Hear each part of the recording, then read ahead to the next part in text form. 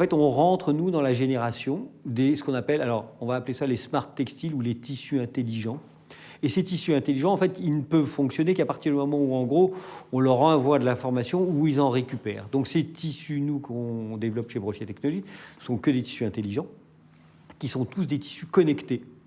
Donc le tissu, la fameuse notion du tissu au mètre, j'achète mon rouleau de tissu, je vends du tissu, etc., ça n'existe plus pour nous. Ça veut dire qu'en fait, on a véritablement changé d'approche.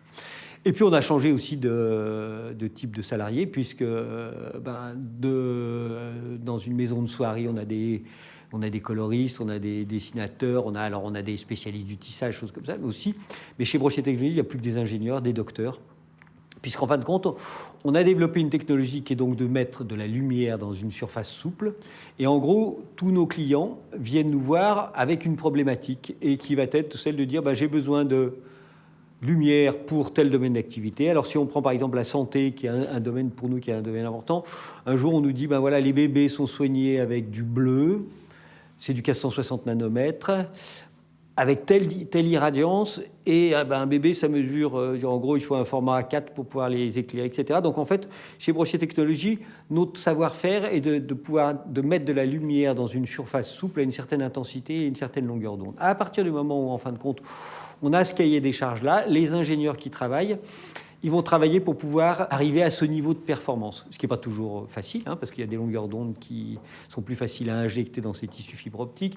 Et on choisit des fibres spécifiques, etc. Et puis surtout, on s'est aperçu qu'il fallait avoir la connaissance des gens avec qui on travaillait.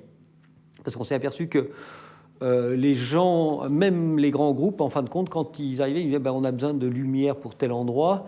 Ils n'avaient pas la partie électronique, ils n'avaient pas, etc. Donc en gros, on a été obligé d'embaucher des électroniciens, puis des ingénieurs en chimie parce qu'il fallait faire des dépôts chimiques sur nos tissus. Et puis on a fait venir des ingénieurs en électronique, en optoélectronique, et ainsi de suite. Donc en gros, Brochet Technologies, c'est à peu près 25 personnes. Et sur les 25 personnes, il y en a une quinzaine qui sont des ingénieurs et des docteurs, plein qui viennent du CNRS. Donc un métier qui se complètement réouvert et tourné vers l'avenir.